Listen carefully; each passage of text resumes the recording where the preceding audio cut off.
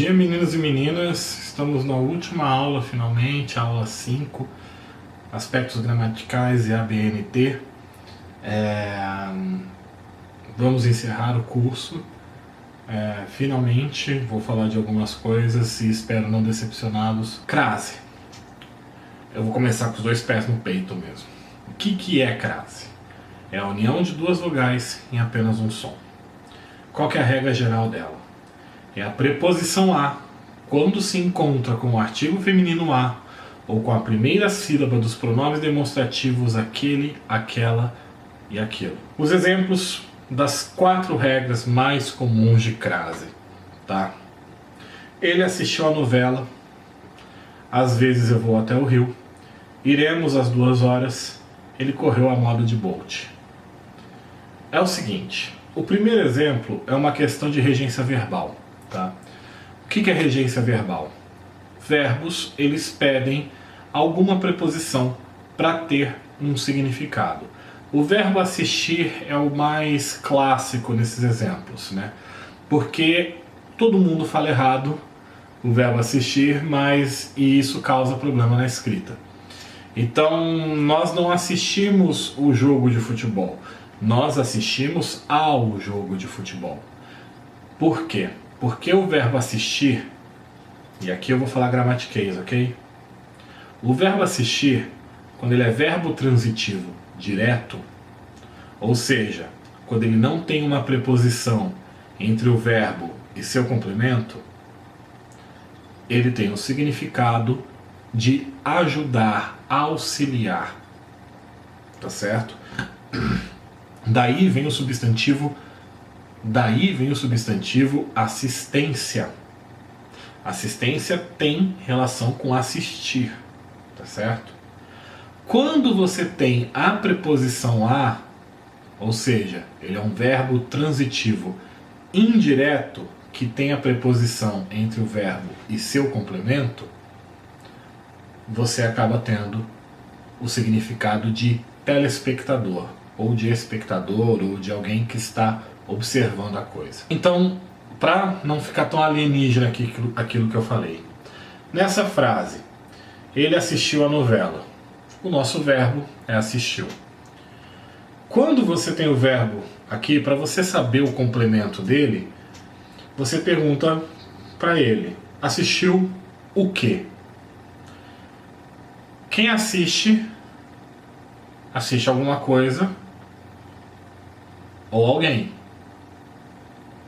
Aí você vai ter o complemento. Mas, se for assistir a alguma coisa, aí você tem outro tipo de complemento. Às vezes eu vou até o Rio. Existem expressões consolidadas que carregam a crase, tá certo? Às vezes é um exemplo delas. Existe uma grande lista e a partir de não está nelas. Iremos às 2 horas. Também se utiliza a crase quando você vai se referir a horários fixos, a horários redondos, tá? Iremos às 2 horas, às 3 horas, às 4 horas e por aí vai. E ele correu a moda de Bolt. Quando você tem essa expressão, a moda de, ou a maneira de, você tem a crase colocada. E você pode ter uma construção assim. Ele correu a Bolt, com o a craseado apenas. Quando isso acontece, não está errado, você só tem uma situação de supressão da expressão como um todo, de moda de. E isso pode acontecer, tá certo? E aí é um exemplo de você utilizar o a craseado antes de nome masculino, tá certo? Concordância. É necessário tomar cuidado com as concordâncias verbal. Muito bom, né? Numa aula de concordância, o professor erra a concordância. Eu vou dizer que era proposital, mas não era proposital. Foi erro mesmo meu aqui de digitação, né? Para mostrar que todo mundo é mortal. E lembre-se que a ordem direta da sintaxe portuguesa é sujeito, verbo, complemento, tá? Então o mais comum que você vai ver na língua portuguesa é quando você sai do sujeito, vai para o verbo e vai para o complemento. Essa ordem direta, ela facilita, auxilia a gente a não cometer erros graves de língua portuguesa.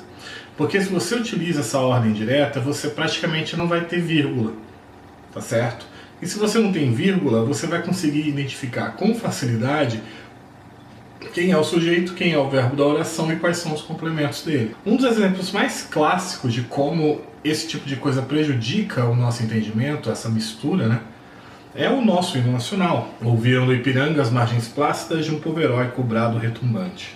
Ninguém sabe porcaria nenhuma do que está sendo cantado aqui. Primeiro, pelas palavras, que apesar disso não são tão complicadas assim, mas as palavras, e segundo, porque a ordem é completamente louca. No caso, eu organizei embaixo. As margens plácidas do Ipiranga ouviram o brado retumbante de um povo heróico. É isso que significa. Qual que é o nosso... Olha só como é interessante, tá certo? A gente só tem um verbo aqui, em todas essas palavras, que é o ouviram. Ouviram é o verbo.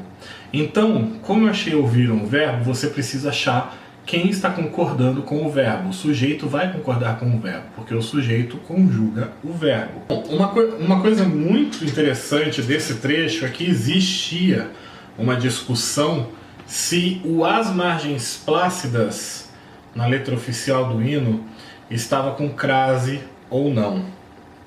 E isso é muito interessante, principalmente pelo que eu acabei de falar.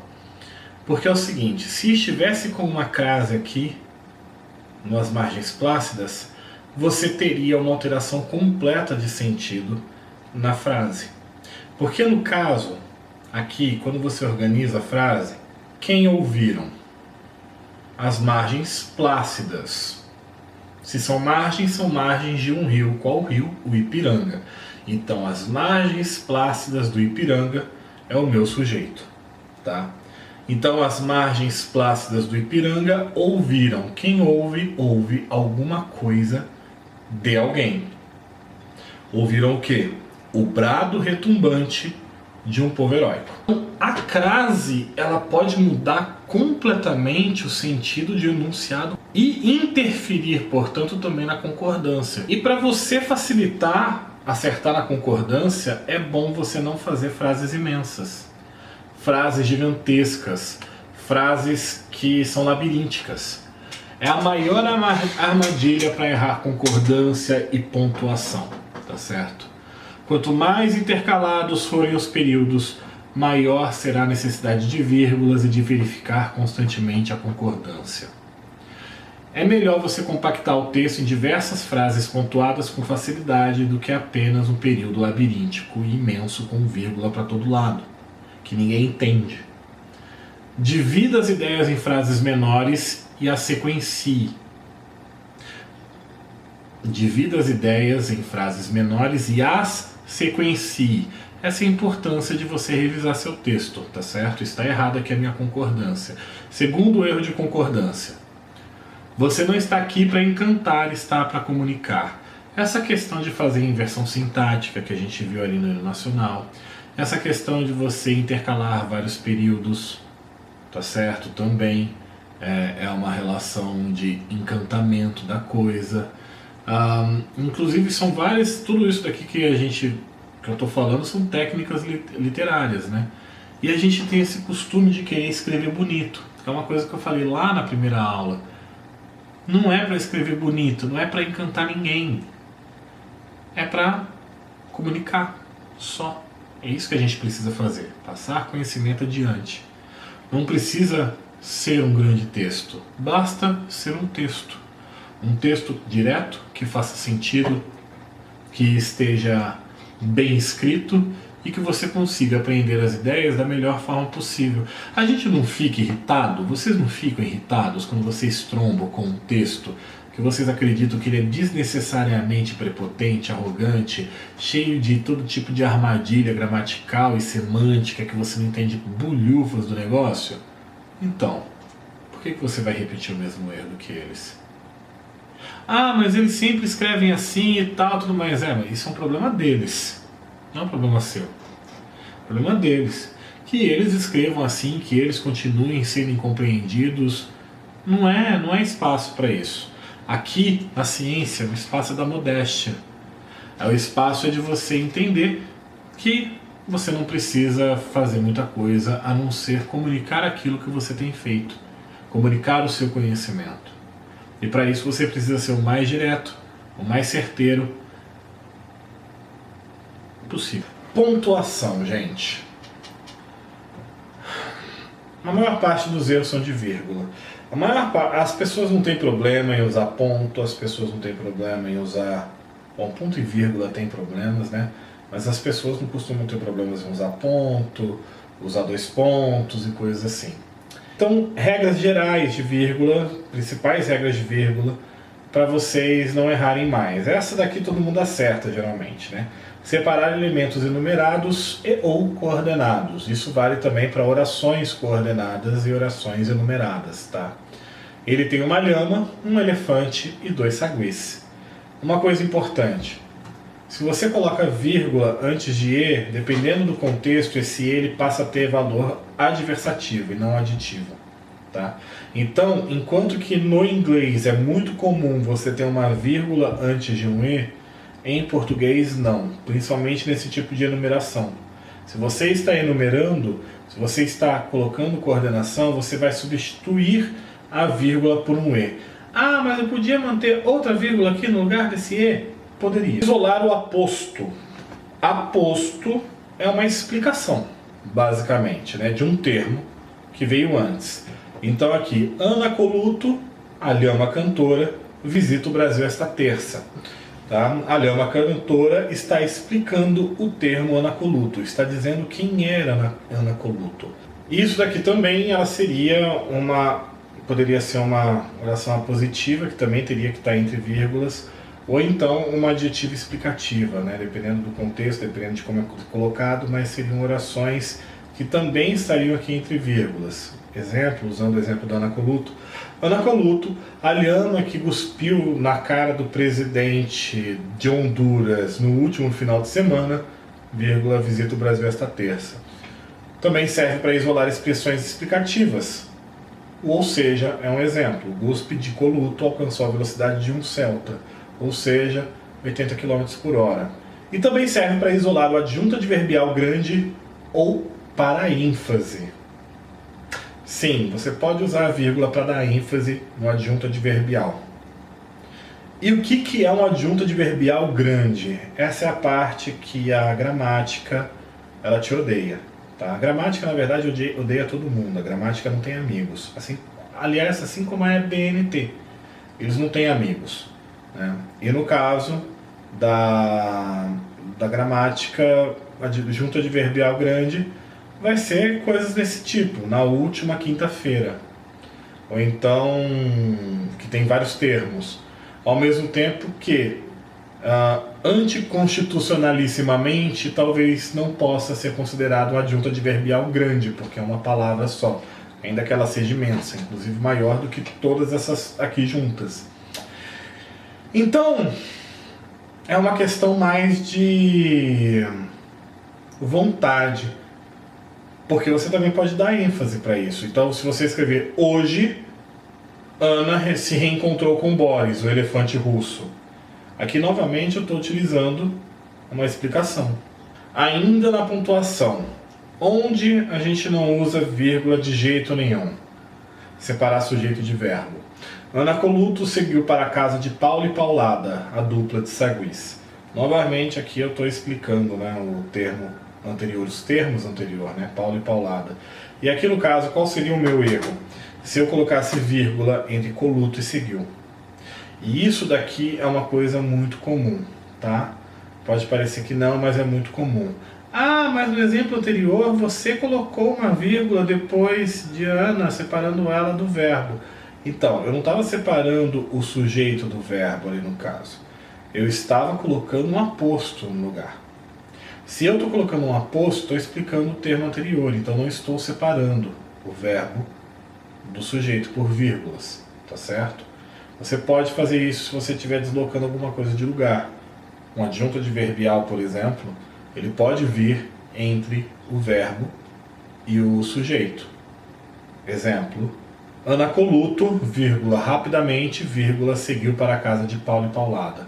Você também, se você colocar entre os verbos e seus complementos, você também vai estar errando.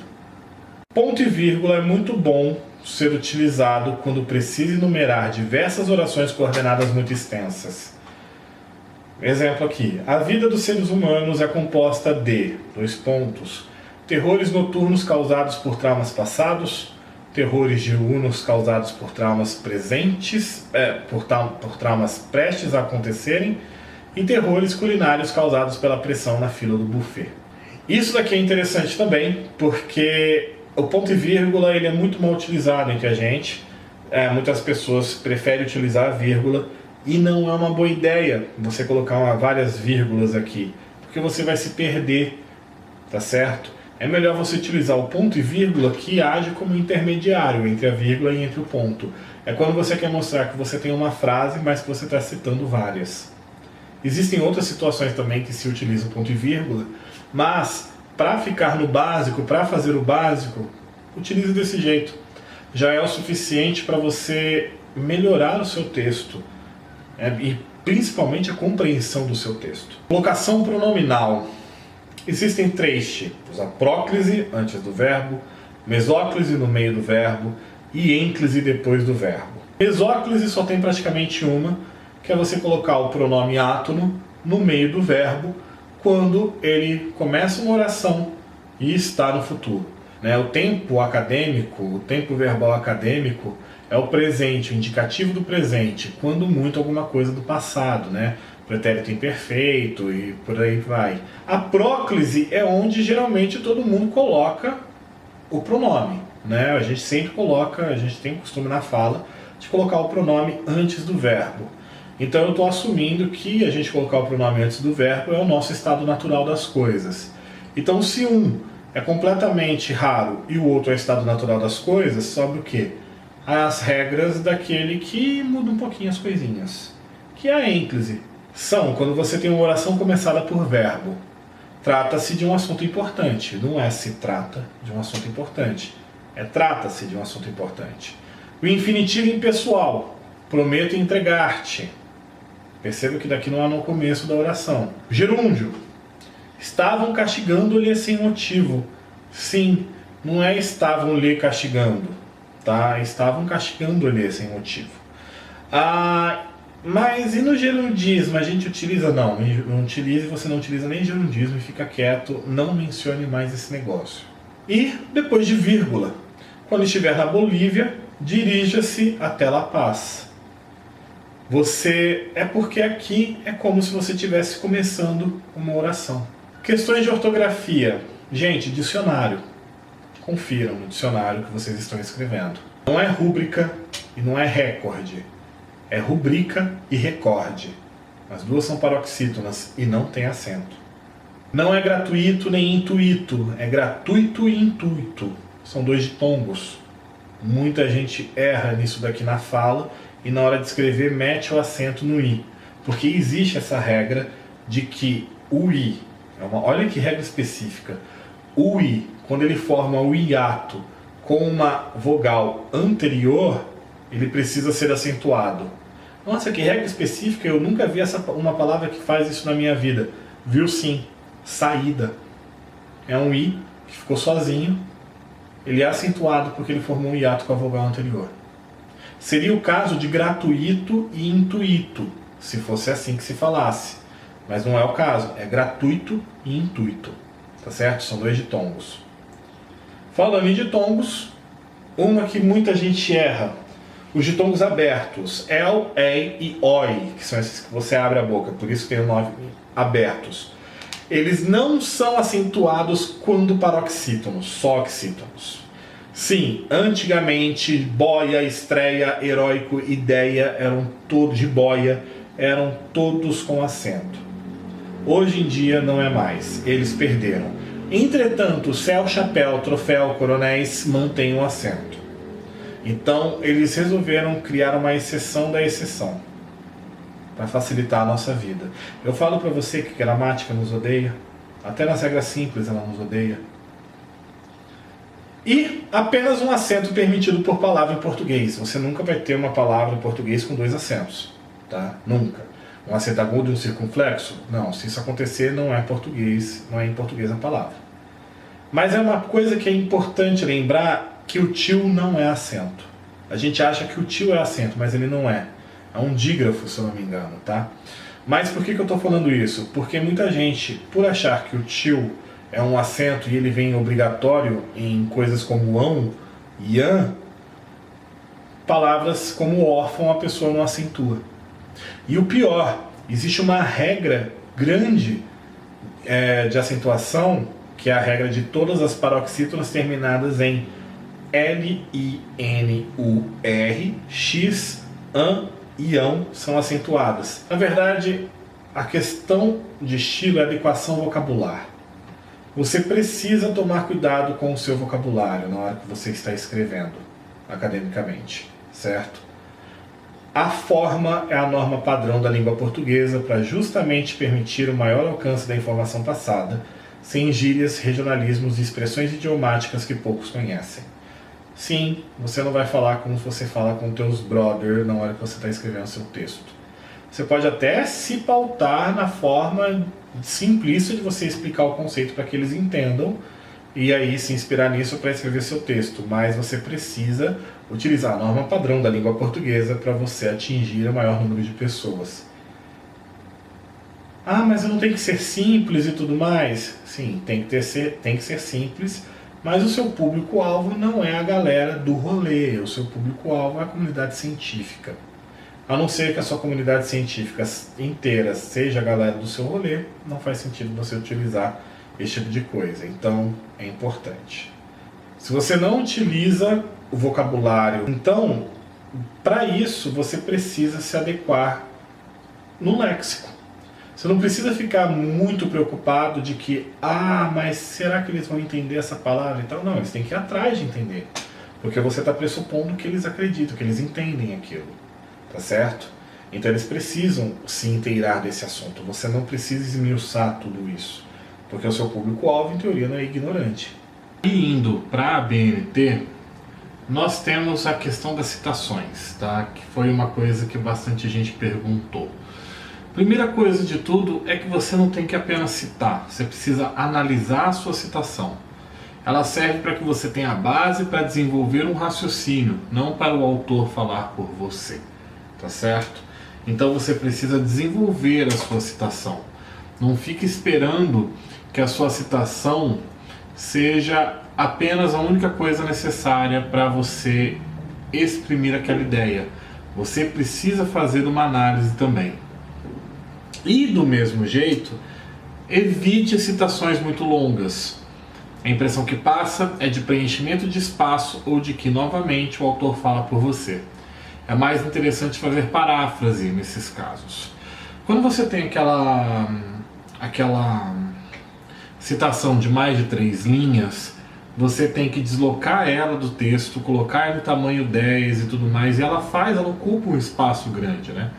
Então tem muita gente, eu incluso já fiz isso, que utiliza isso para inflar o tamanho do trabalho. Justamente para dar às vezes as páginas mínimas que precisa, ou então para parecer maior mesmo, enfim, práticas são várias. Mas se você tiver uma ou duas, ok. O problema é se você tiver várias no seu texto. Isso não pode, tá certo? Também é importante trabalhar com aquilo que se referencia, ainda que em muitos casos não existe a necessidade de citar diretamente. É importante que as obras da referência bibliográfica sejam utilizadas para construir o raciocínio do texto. Você não precisa citar tudo que está lá nas referências bibliográficas, mas tudo que está na referência bibliográfica tem que ter servido de alguma forma para construir o teu pensamento. Então não adianta você colocar 1 ou 2 livros que antecederam os livros que você utilizou no seu trabalho como referência bibliográfica, caso você não tenha utilizado naquele trabalho, tá certo? Porque os seus pares, a galera que está lendo o seu texto, que os outros acadêmicos, vão entender que você partiu daquele princípio, né? Mesmo que você não tenha citado. Existe uma história de conhecimento que todo mundo da sua área pressupõe que você sabe e que eles também sabem, né? E é interessante você variar a forma de fazer as citações, tá certo? é bom você trazer variedade para sua estrutura.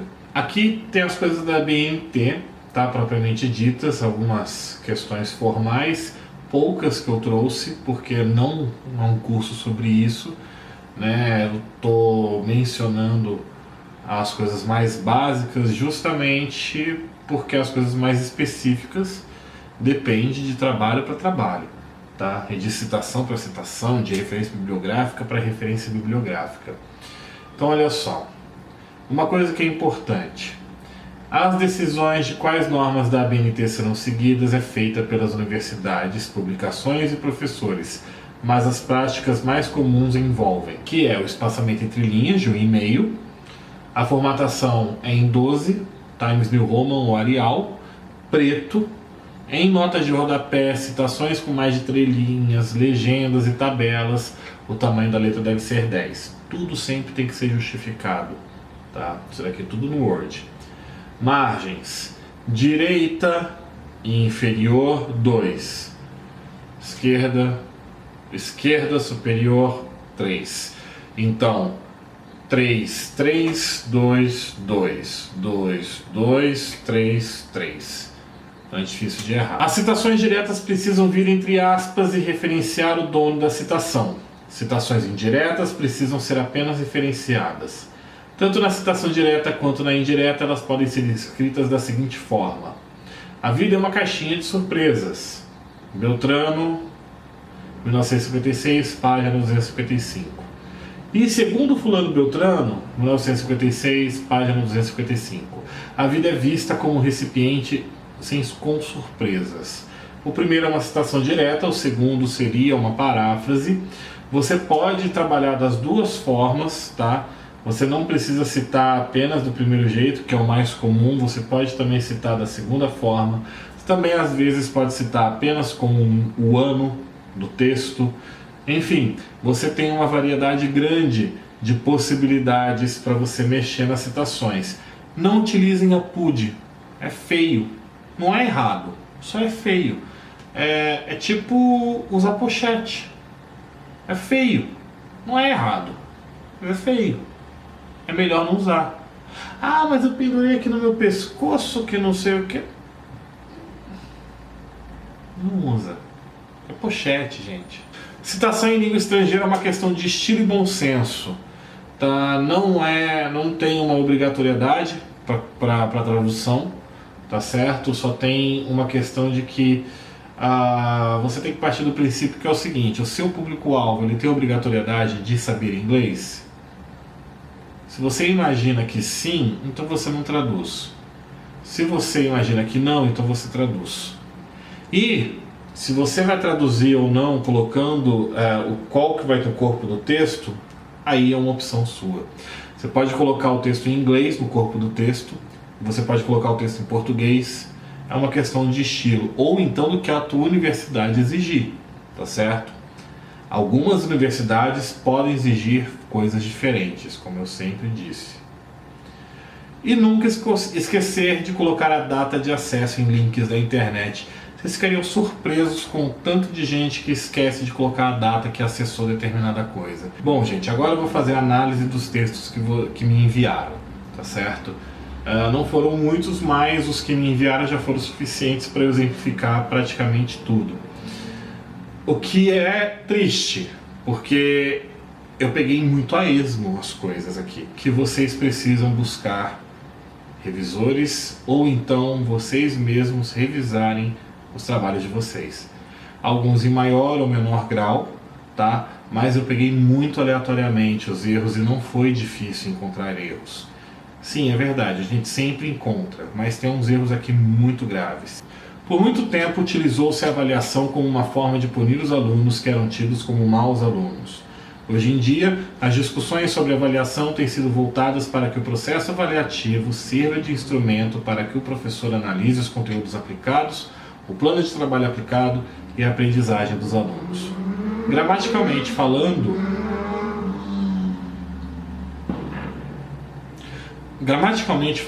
o texto não tem muitos problemas, é mais uma questão de adequação de estilo, né? Gramaticalmente o texto não tem problemas, aparentemente.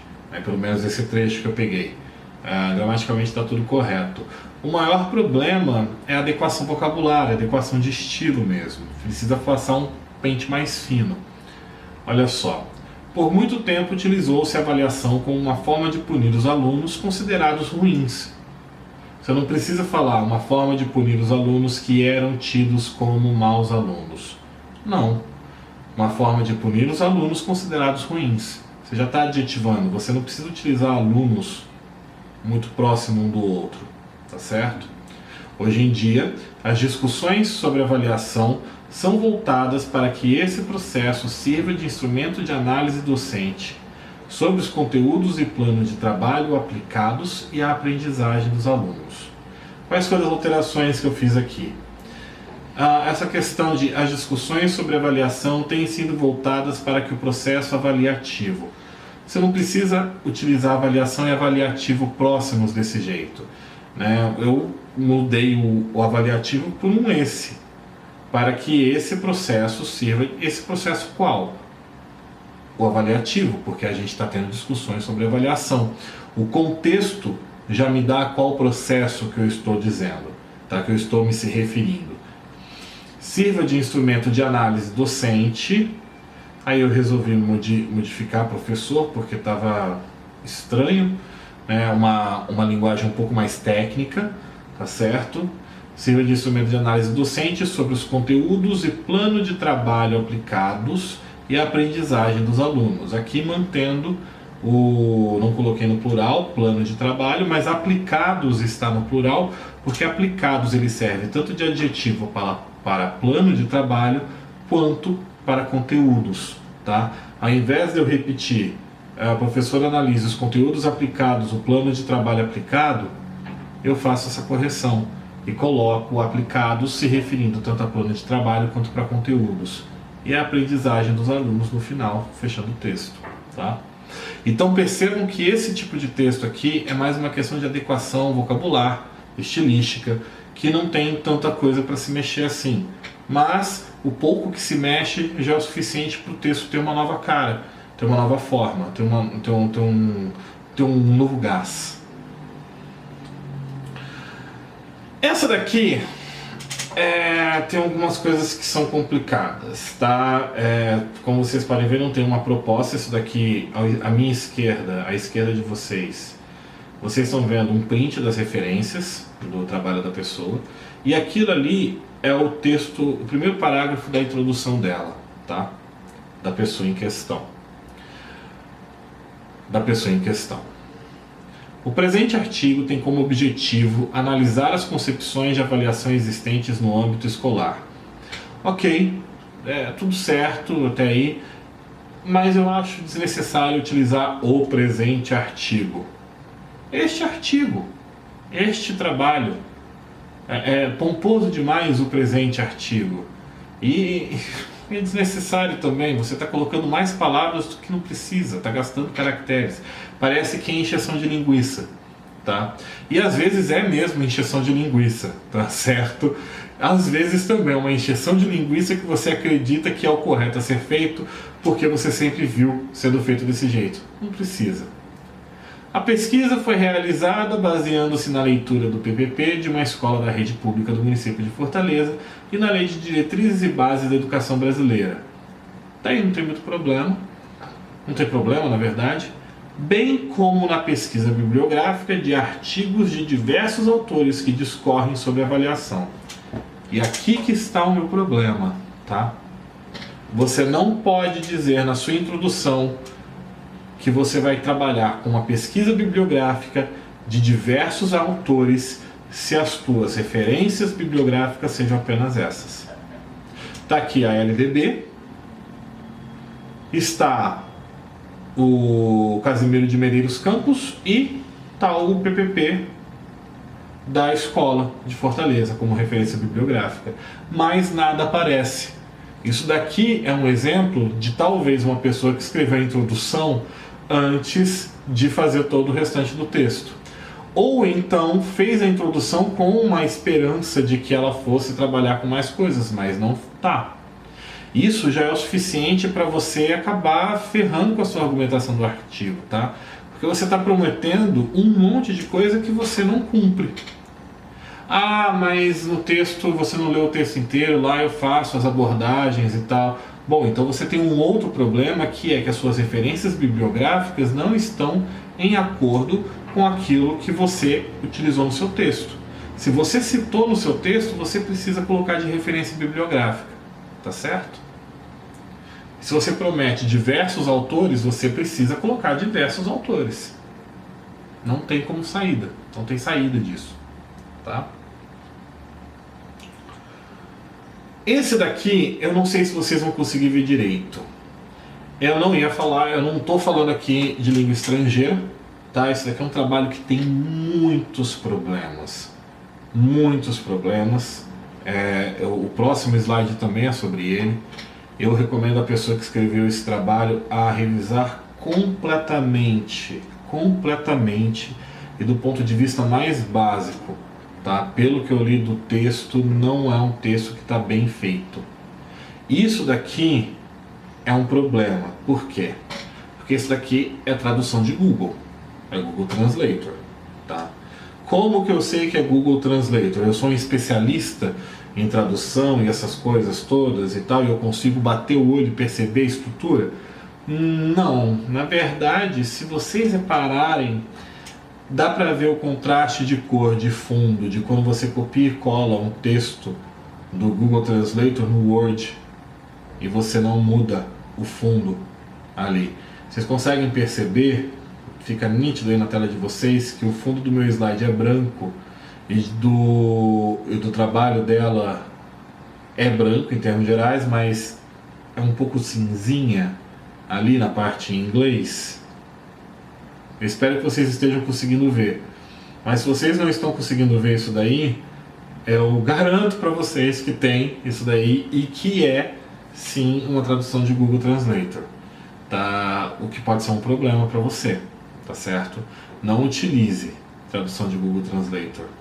É melhor não usar. Ninguém percebe, ninguém presta muita atenção mesmo no abstract, mas vai que o seu trabalho acaba sendo exportado, né?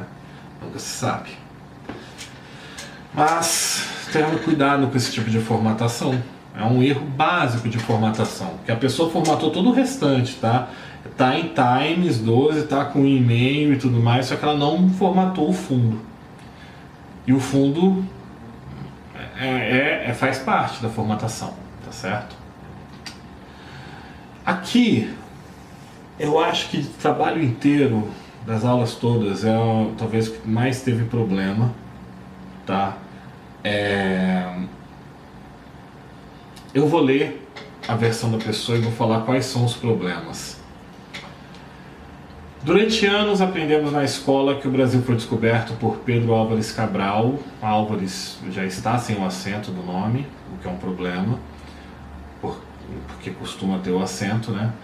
Em 22 de abril de 1500.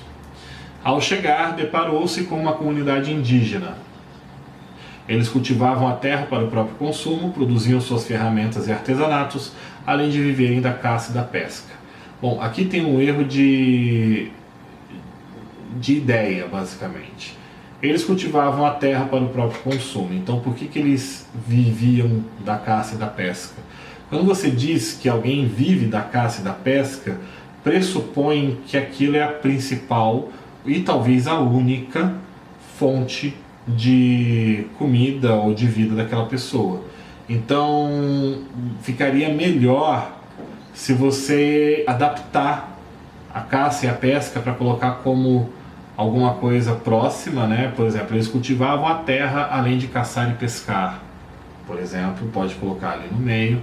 Eles cultivavam a terra para próprio consumo, caçavam, pescavam, podia ser também, tá? Mas viverem da caça e da pesca não é bom, porque quando você diz viverem de, não faz sentido você ter a cultivar a terra para o próprio consumo, tá certo? E também um exemplo aqui é um caso de que você precisa, seria interessante você utilizar dois pontos aqui antes. Ao chegar, deparou-se com uma comunidade indígena, dois pontos, e aí você citar as coisas em seguida com ponto e vírgula, porque são orações coordenadas subordinadas. Quer dizer, são orações subordinadas, tá certo? O suposto descobridor, isso é uma coisa que você não pode fazer de jeito nenhum. Primeiro que você não pode utilizar esse tipo de construção, o suposto descobridor. Isso daqui é típico da fala, tá? Isso daqui é fala, isso daqui não é escrita. Então, o suposto descobridor e descobridor entre aspas, você não pode também. Você está citando quem aqui? Aspas é citação, tá? Então, qual que é? Mas o suposto descobridor almejava chegar à Índia, porém, por motivos desconhecidos, desembarcou com sua caravana no que seria hoje o estado da Bahia. Eu não estou entendendo a necessidade que você teve. Isso daqui é o começo do texto dela, tá? A introdução dessa pessoa, do texto dessa pessoa. Eu não estou entendendo a necessidade de contar essa historinha. Primeiro que ela é inacurada. Essa ideia de que a escola ensina que o Brasil foi descoberto por Pedro Álvares Cabral, olha, até onde eu sei, não é assim que a escola faz. Talvez lá no Fundamental 1, lá na escolinha mesmo, molecadinha e tudo mais, lá com seus 4, 8 anos de idade, talvez isso daí ainda seja ensinado, mas a partir do momento do Fundamental 2, não é uma prática comum você dizer que Pedro Álvares Cabral, por motivos desconhecidos, embarcou com a galera na Bahia. Não, na verdade, a gente já sabe, já é ensinado isso, que o Pedro Álvares Cabral veio aqui só para fincar a bandeira mesmo e dizer que era do Brasil, que era de Portugal, a terra brasileira. E tem essa história também de que ele estava, almejava chegar à Índia. Ele já sabia como iria chegar à Índia. Ele já sabia como chegar lá, já tinha sido descoberto o caminho das Índias, eles já faziam esse trajeto. O Pedro Álvares Cabral realmente só passou no Brasil para nossa, aqui, e vou seguir viagem, tá? Então não tem essa história de motivos desconhecidos, certo?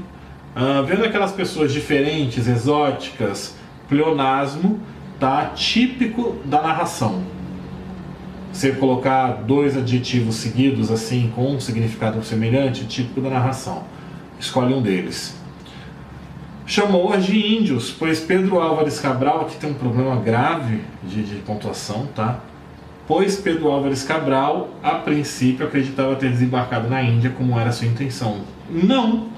Isso daqui, na verdade, a pessoa está confundindo 2 histórias. Ela está confundindo a história do Cabral com a do Colombo, tá? É Colombo, isso daqui é a história do Colombo.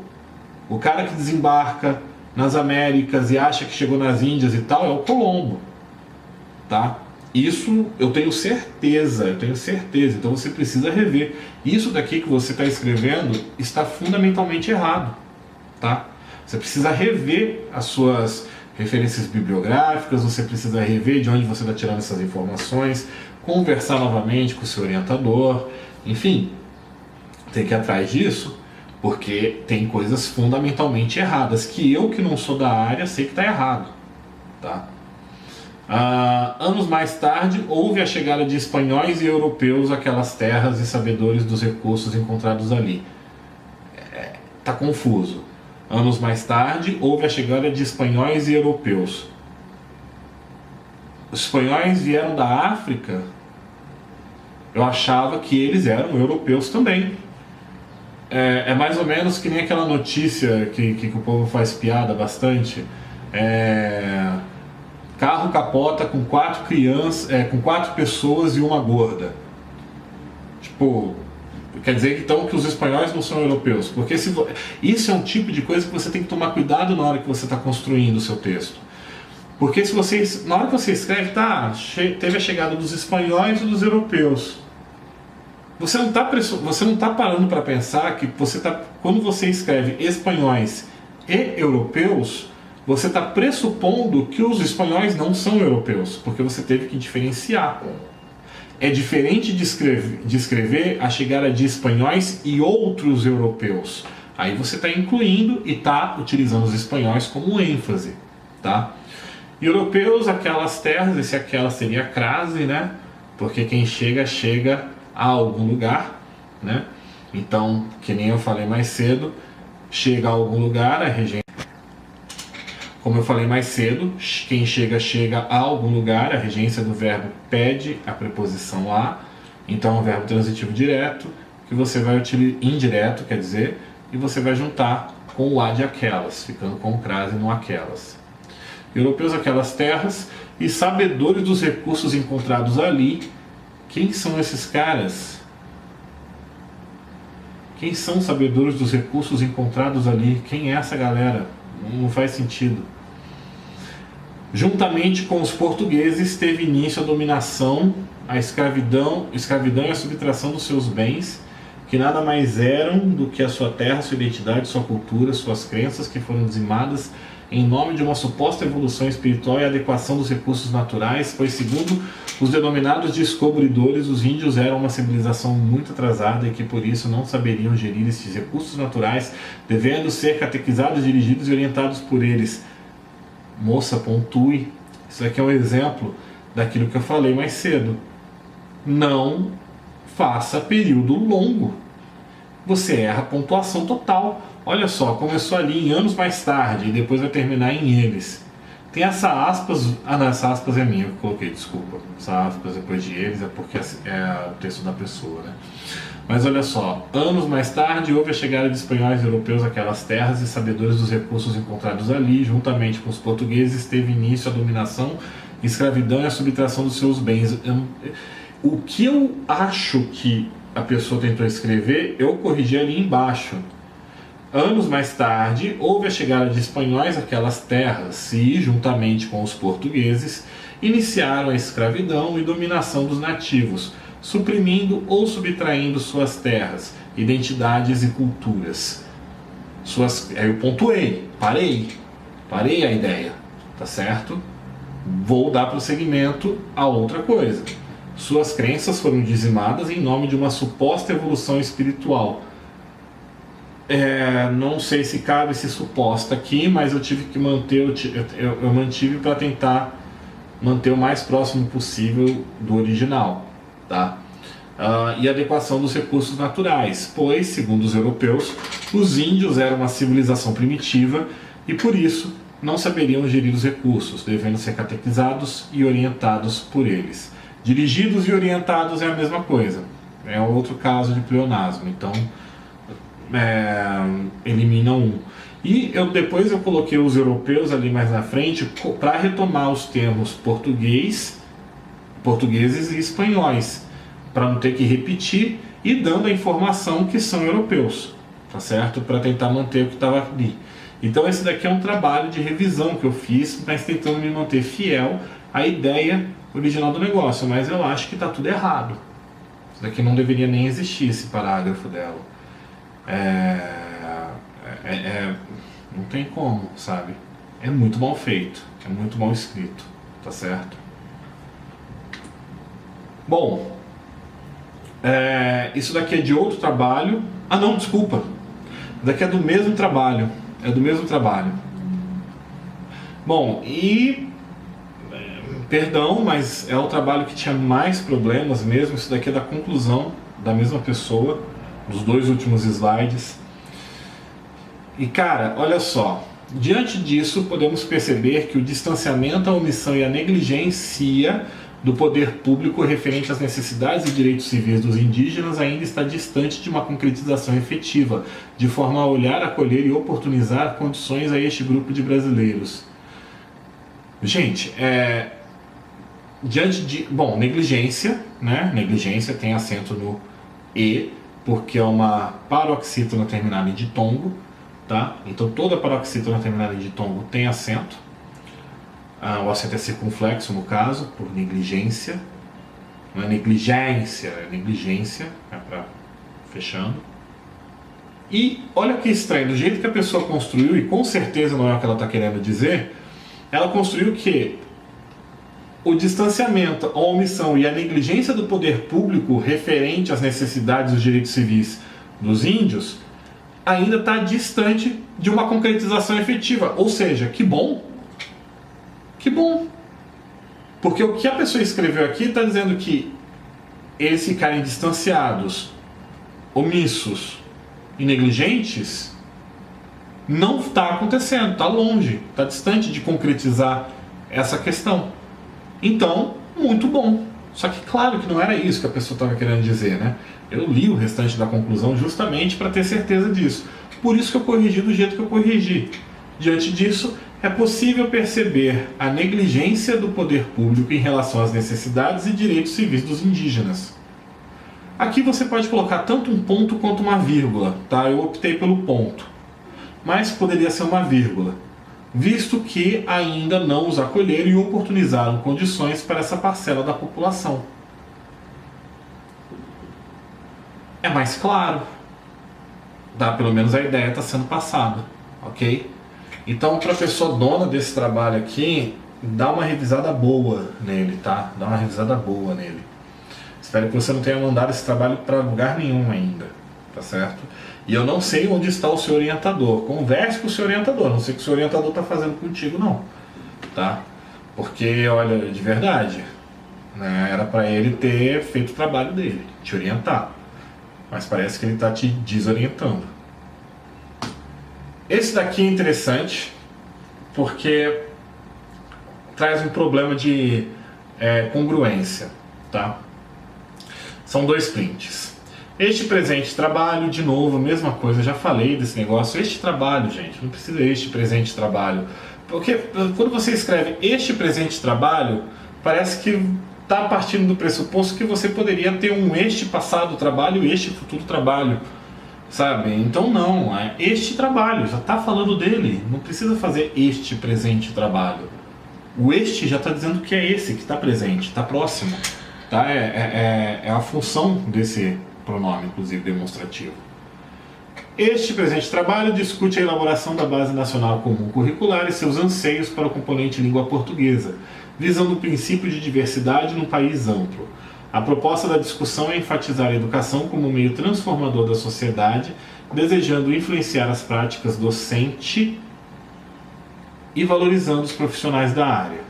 Contudo, será possível observar um olhar cuidadoso ao que se refere ao ensino de língua portuguesa, levando em consideração seus conteúdos literários e regionalidade.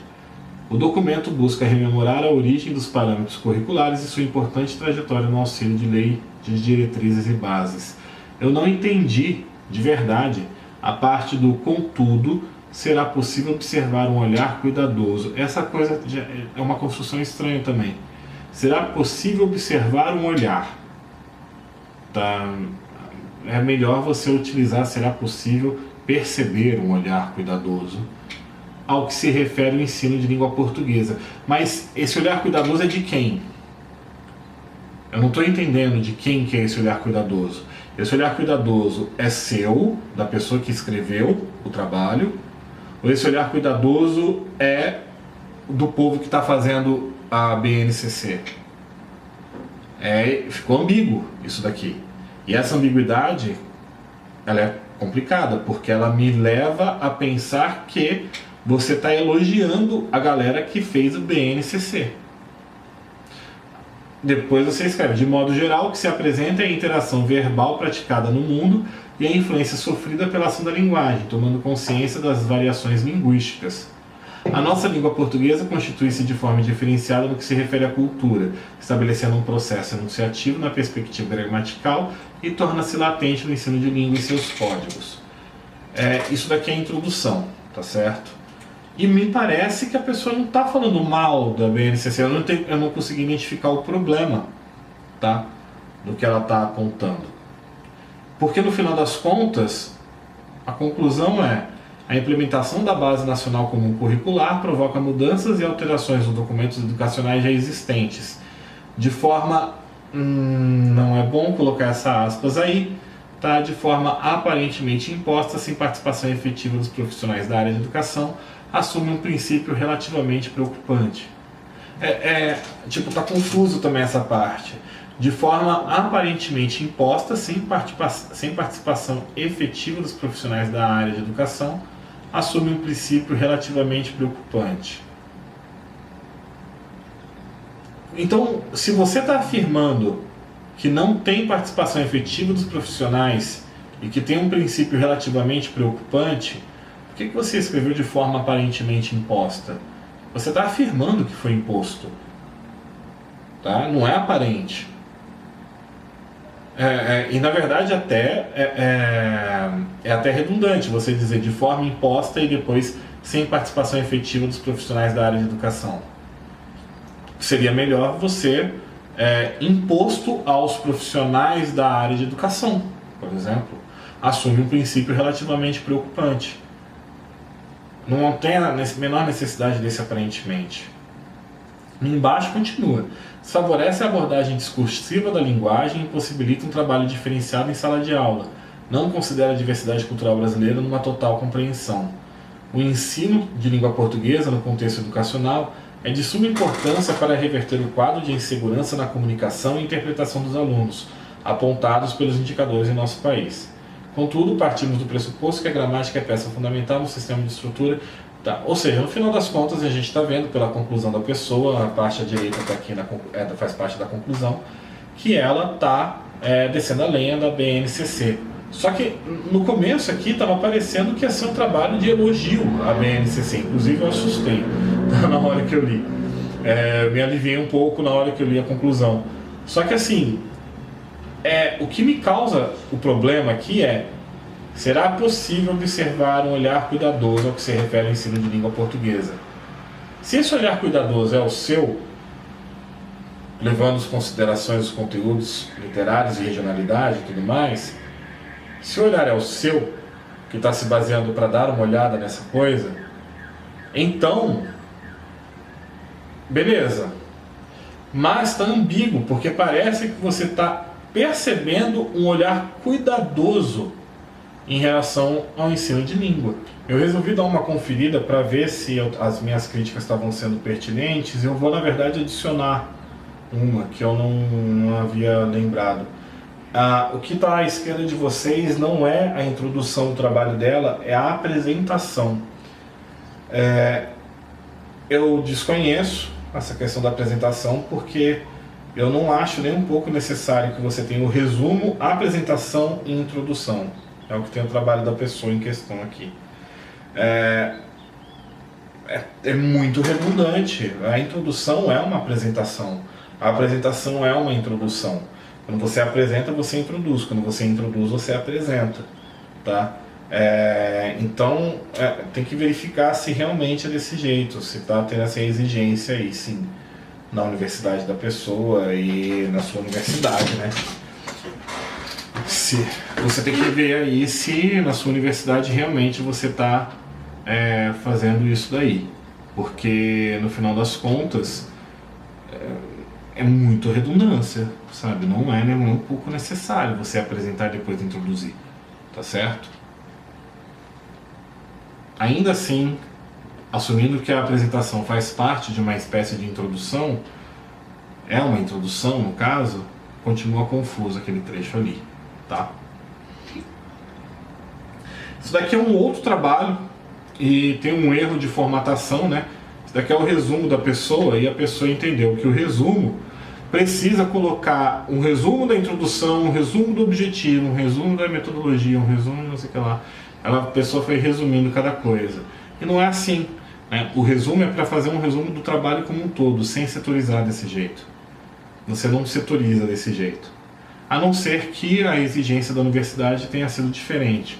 Mas em base de ABNT e daquilo que a gente entende como boa prática, não é o caso. Você não pode fazer esse tipo de coisa, tá certo?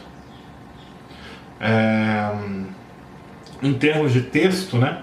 Deixa eu ver. A questão da mulher privada de liberdade possui diversas particularidades e impactos nos papéis ocupacionais vivenciados antes, durante e após o cárcere. Os papéis ocupacionais são um conjunto de comportamentos esperados pela sociedade, modelados pela cultura, pelo contexto e os valores do próprio indivíduo.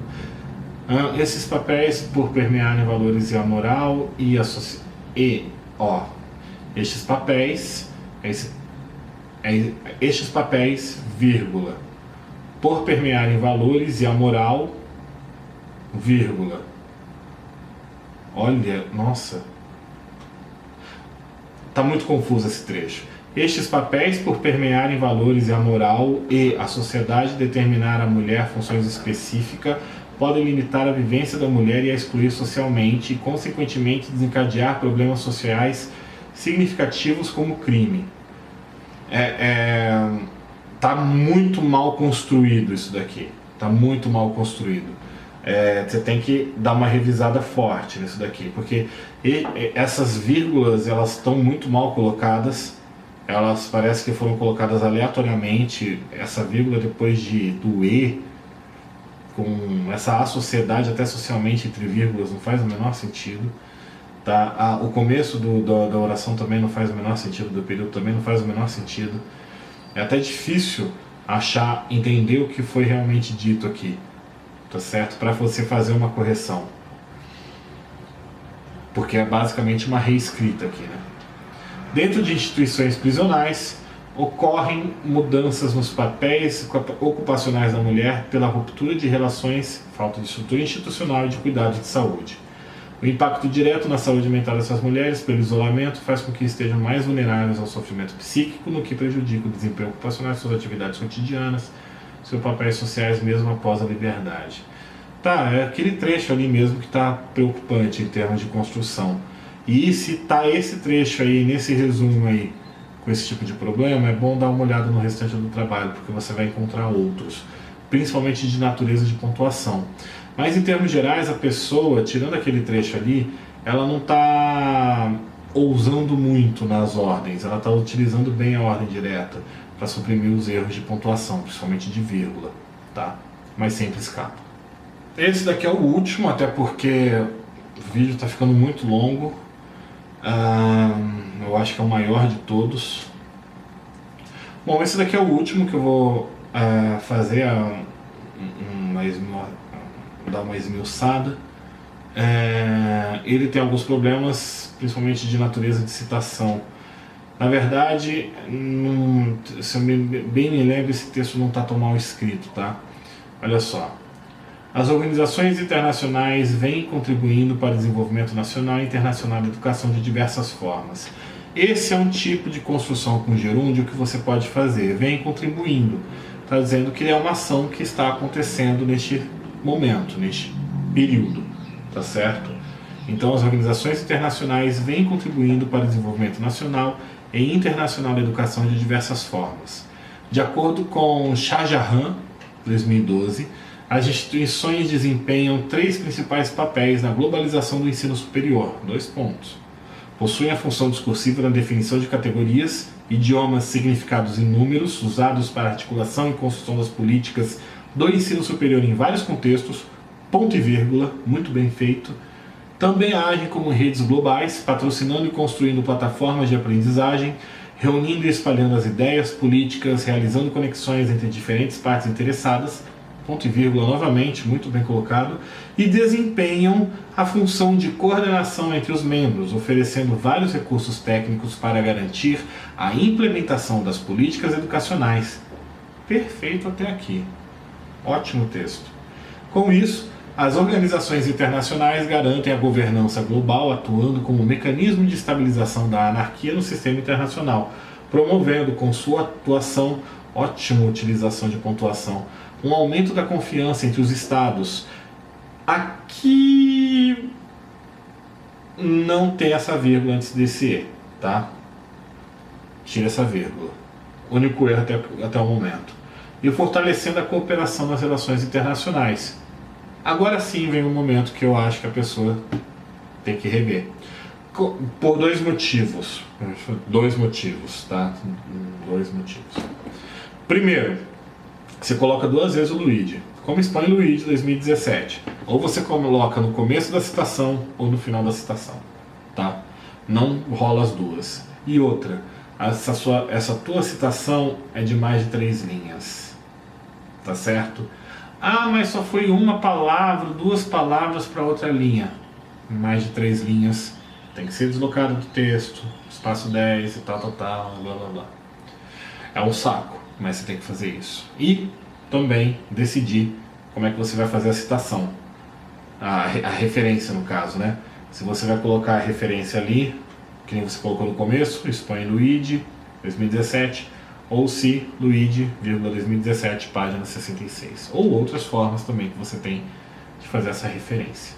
Bom, gente, como o nome diz, é um mini curso. Eu tentei ser o mais completo possível, tentei trazer a maior profundidade possível para a coisa, mas eu sei que muita coisa eu deixei de fora e muita coisa provavelmente ficou a desejar, tá certo? Mas não tinha como fazer muito diferente. Tentei utilizar ao máximo os trabalhos que vocês mandaram, também as perguntas que vocês fizeram.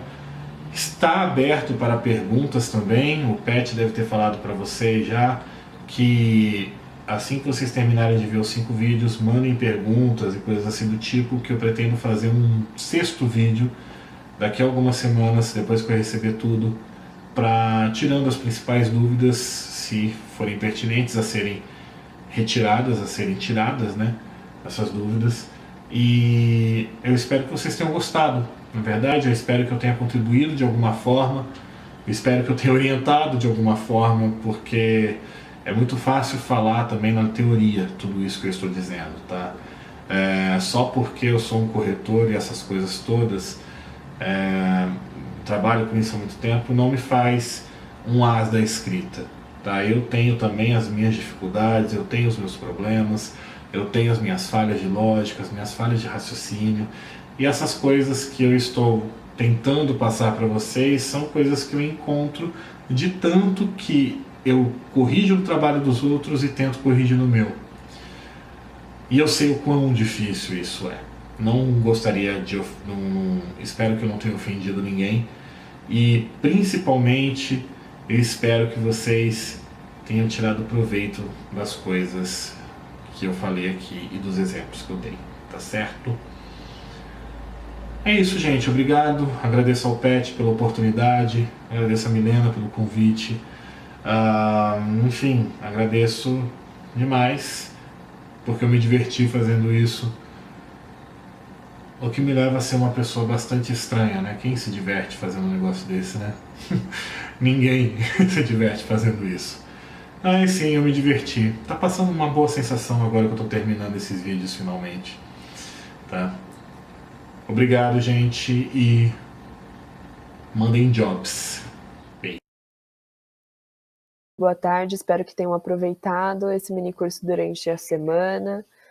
Nós gostaríamos então de agradecer imensamente ao professor Pedro pela atenção e disponibilidade. Tenho certeza que os nossos encontros aqui foram muito proveitosos para todo mundo. Mais uma vez, eu gostaria de lembrá-los sobre os certificados, tá bom? Então, vocês receberão esses certificados se conseguirem 75% de presença no curso, que é o equivalente a 4 dias, e essa presença será verificada mediante o formulário, tá bom? Que vocês responderam. E também vocês têm que acertar cerca de 60% das nossas questões, tá bom? Mas eu tenho certeza que vocês acharam elas bem fáceis. Se atentem, então, ao preenchimento dos dados, tá? Principalmente nome completo, coloquem o nome completo de vocês, não esqueçam disso, número correto de CPF e endereço de e-mail para contato e posterior envio do certificado. Os certificados eles vão ser feitos manualmente, então isso vai demandar um certo tempo, tá? Tenham um pouquinho de paciência, mas qualquer coisa, entre em contato, a gente responde e vai estar aqui também na descrição nossas redes sociais e os nossos contatos. Então, eu queria agradecer muito a presença de todos vocês. Nos sigam nas redes sociais para ficarem sabendo dos nossos próximos cursos. E é isso. Boa semana a todos. Tchau, tchau.